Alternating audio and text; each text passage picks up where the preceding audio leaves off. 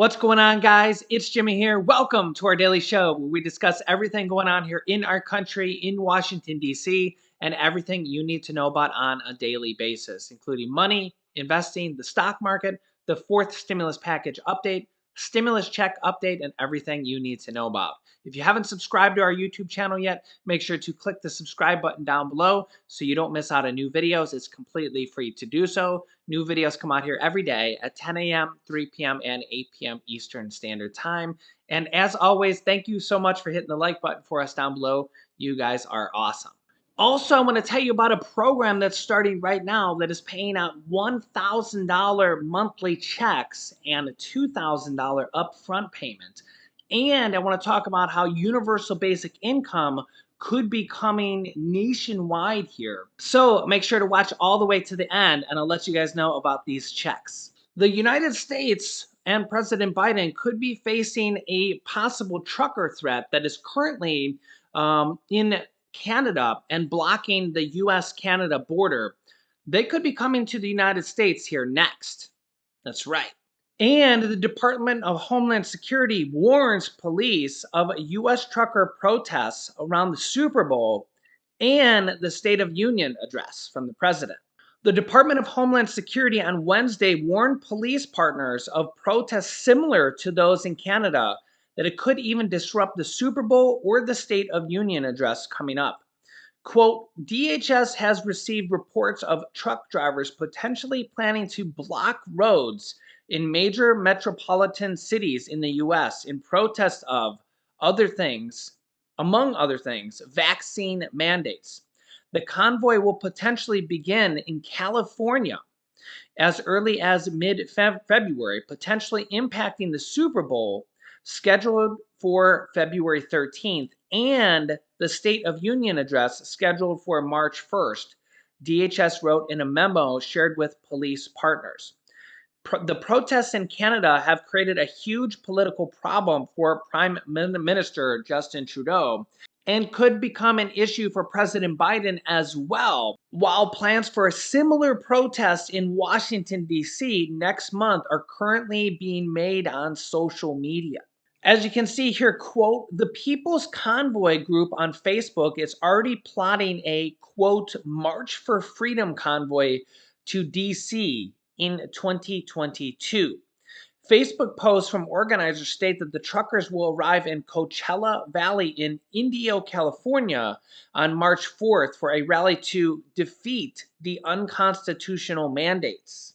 The convoy will then, quote, roll out to California with details on forthcoming rallies. In the US, the original group organizing demonstrators in Washington was removed from Facebook after it hit more than 100,000 members because it violated the platform's policies about QAnon.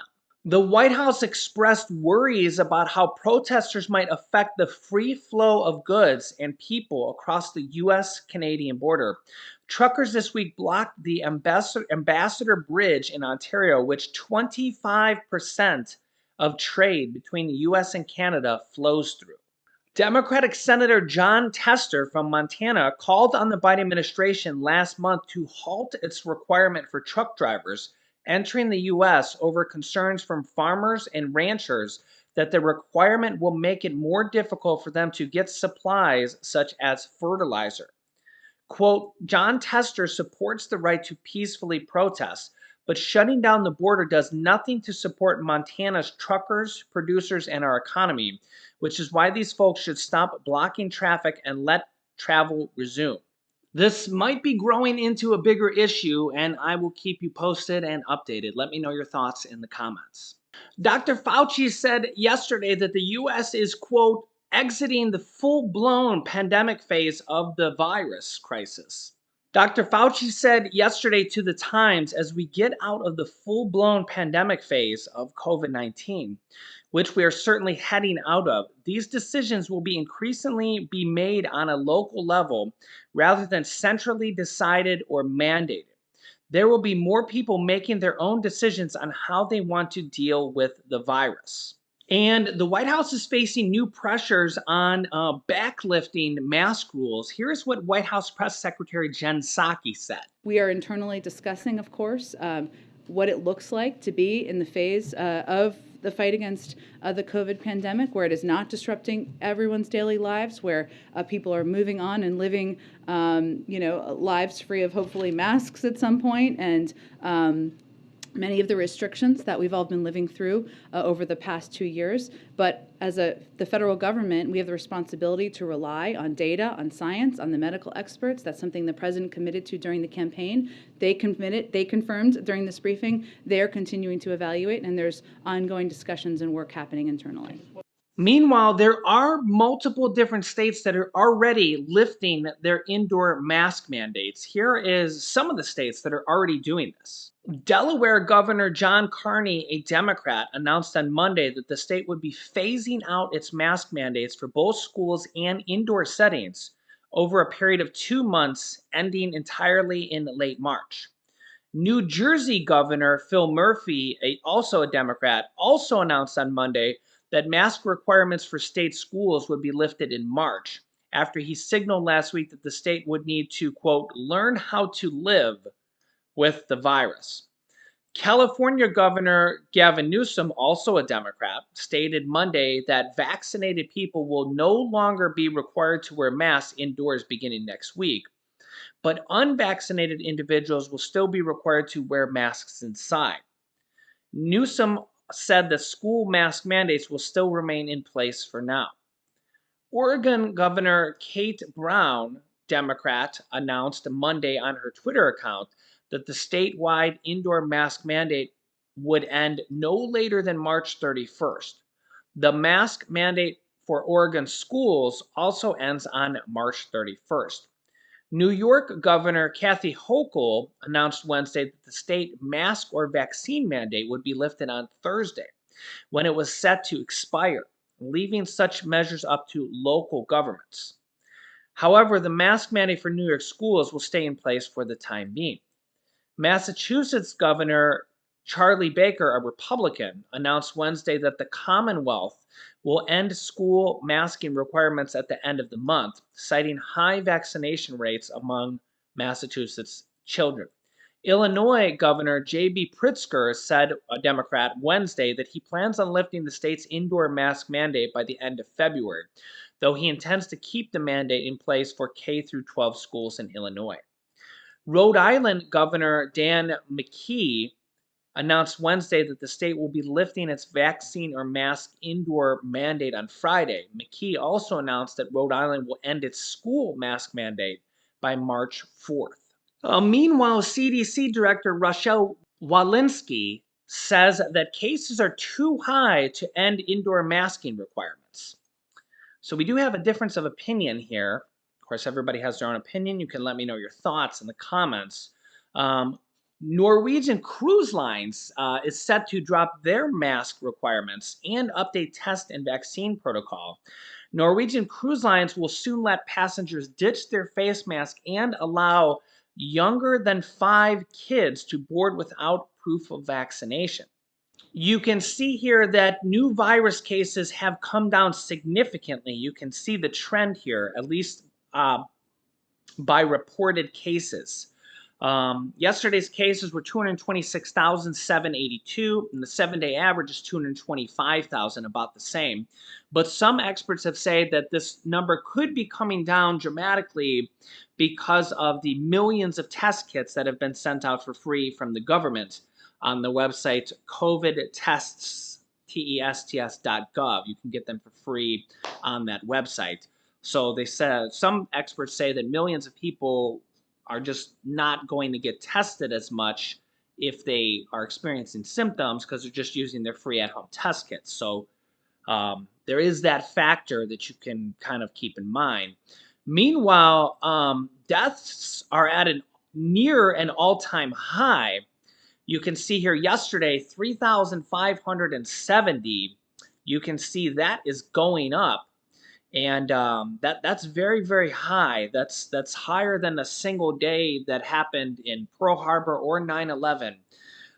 Just for comparison, I always like to put that in perspective for people. So that's happening almost on an every single day basis. It would be like those events happening almost every day. So that's it's still very, very high. So you guys can let me know your thoughts here. Do you think it's too early for this stuff to be happening or not? Of course, everybody has a slightly different opinion. And then we also have the new variant, the Omicron subvariant, BA.2, which experts say is actually more contagious than the original Omicron variant. So, and the question is that if will this become the dominant variant? And if it does, will we see another massive spike up again? Will we be going through this all over again? Yeah, let me know your thoughts in the comments. Next up, I want to tell you guys about this new program here going on. You can see here, Helping Hand, as I come across these new programs that are literally coming up here on an every week basis here. 1,000 families to start getting $2,000 payments this week. Are you eligible? 1,000 families in need can pick up $2,000 payments right now. Yeah, let me zoom this in here a little bit. You can see here, each eligible family in Phoenix, Arizona will be getting a total of $12,000 via debit cards during the next 12 months under the city's financial assistance program. Yeah, the way it works is it's going to be a $2,000 first payment, and then after that, $1,000 per month for a total of $12,000 in Phoenix, Arizona for families in need. Another universal basic income program, really amazing. The payments are loaded onto debit cards and need to be picked up in person. I guess they'll prevent fraud that way, right? The program was approved by the Phoenix City Council in September and is just starting now. The 1,000 families with children were selected in a lottery out of more than 7,000 eligible households. To be eligible, a family of four's earnings cannot exceed 80% of the median income for the area, which is $63,200. Families must also submit necessary financial documentation to show proof. Eligible families need to pick up their cards in person. They're not mailed out. A senior public information officer said to the city. Participants in the program were given a link to sign up. These reoccurring payments serve as an experiment with universal basic income rather than just one-off stimulus checks. If you've been watching my show, you know that there are literally dozens and dozens of these universal basic income programs going on all across our country. And remember that the child tax credits are a form of universal basic income from the federal government. They're going out to 60 million children, or at least they were last year. Those have now expired. They are still $2,000 for 2022 if Congress can't come to an agreement for the higher amount of $3,000 to $3,600. But they're trying to still do that. But child tax credits, these monthly payments, are a form of universal basic income, monthly payments to people in need and sending out monthly checks. And it's kind of an interesting idea of, will we see this go out to more people and other forms of people like an adult tax credit, or will we see universal basic income expanded? Check this out. It's great to have you, and tell us what you think the child tax credit really is all about. So what I think makes this policy expansion both politically and economically feasible and generally very good policy is the fact that it's targeted on families with children. So it's not universal in the sense that every adult, every able-bodied adult gets this payment. We're giving this money to families with children. And frankly, this is one of the best ways the federal government can and should be spending money from the perspective of social returns. We have tons of evidence showing that helping families with kids pay their bills, supplementing their income, this leads to beneficial effects for kids that last into adulthood, improving their education and economic outcomes. So the fact that this is targeted on families with kids is precisely why I think this is good economic policy. Well, and it doesn't, frankly, compared with the trillions of dollars in stimulus programs we've been used to over the past year and a half, it's not that expensive. We're talking about $150 billion over a 12-month period of time. I guess my question, though, is what kind of confusion it could engender. So on the lower income side of things, a lot of families who don't even pay any tax, they get it. No strings attached. That's why we call it refundable. But once you start moving into the middle income areas, it offsets sort of the tax refund, doesn't it? I mean, you have people who advise, tax advisors saying they think parents should opt out because it could mess with the refunds they might get next spring. So in other words, in those cases, apparently 1 million families have already opted out of 35 million or so. Why do you think that is? Yeah, so this is a really good point. So if we want to help families with children, doing it through the tax code is a really complicated, cumbersome way to do it. Our tax code is extremely complicated, and the lowest income families, so families who most need income assistance, generally don't file taxes. So I think this expansion that happened quickly in the COVID pandemic, policy era, this sets up a child allowance idea. But ideally, going forward, we would pull this out of the tax code and just have a child allowance, a child benefit program. It could be run through the Social Security Agency, which is already in the business of sending out checks every month to retirees. We could have a streamlined spending program that we could commit to in the federal budget. And then families wouldn't have to do this really complicated dance of figuring out how this affects their overall tax credit, Exactly. wondering whether they're going to get this check just to have to pay it back. And just as you said. Again, I think it's going to be a long, long time before we see the results of it. We know about the efficacy. We can change how to better target it or what have you. But is this all meant to be sort of an entry point into a universal basic income for all Americans? And we should add that, as I was kind of discussing before, I think the idea of UBI started out as something that would replace existing entitlements. I think we all know that would never be the case today. Social Security is not going anywhere. Medicare is not going anywhere. This would just be additional stimulus payments to the population that doesn't yet qualify for those entitlements, don't you think? Something like this, universal child allowance, and in this sense, maybe we would call it universal because it's going to essentially 90% of families. So this could be reasonably considered a precursor to a child allowance, which we could afford without cutting all of our other spending, entitlement, social insurance programs. It's $100 billion a year, $120 billion a year. That is, comparable to other spending programs. And frankly, it's something that if we committed to this type of a child allowance, we could have we could raise taxes in ways that could cover that without upending all of our existing social insurance programs, which essentially would be required for an actual universal basic income not targeted on children. It's fascinating. Universal child income is your term, the way that you're describing it. Melissa, thanks so much. Again, a pretty historic day here. Yeah, so what's interesting is, and a lot of people are clamoring for this and calling for the federal government to do this, is increase the earned income tax credit, the adult tax credit, like they increased the child tax credits, and include monthly payments like they did for the child tax credits to adults, and have monthly checks go out to adults here like they did to children. Remember, this is exactly what they did with the child tax credits.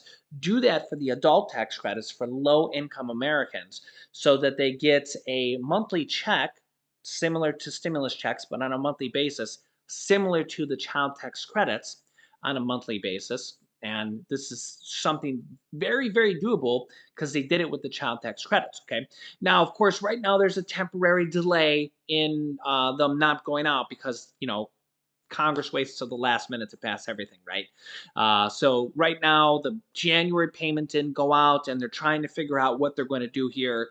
They'll probably figure something out here. I'll keep you up to date here on everything here on our channel. So make sure to subscribe down below. New videos come out here every day at 10 a.m., 3 p.m., and 8 p.m. Eastern Standard Time. Subscribing is completely free. It just makes it so you don't miss out on new videos. So click subscribe right now if you haven't subscribed yet to our channel so you don't miss out. I'll keep you up to date here with everything.